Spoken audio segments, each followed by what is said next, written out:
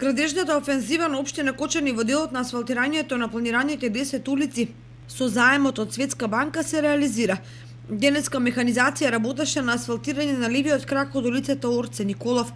Асфалтирањето на улицата го следеше и градоначалникот Радко Димитровски, кој по овој повод ни изјави: Задоволство ми е денеска на ова убаво време од последните денови во месец март, како напредуваме со проектот за асфалтирање на 10 улици во општина Кочани, проект кој што е финансиран од страна на општината со подзаем од Светска банка.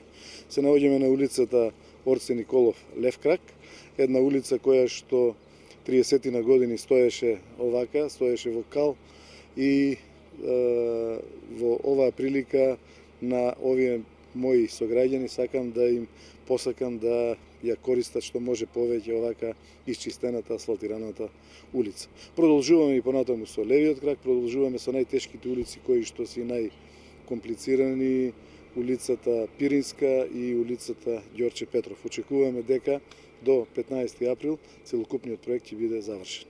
Општина Кочани засилено работи на подготовка и на преостанатите улици од планираните за асфалтирање, со што планот од минатата година целосно ќе биде реализиран.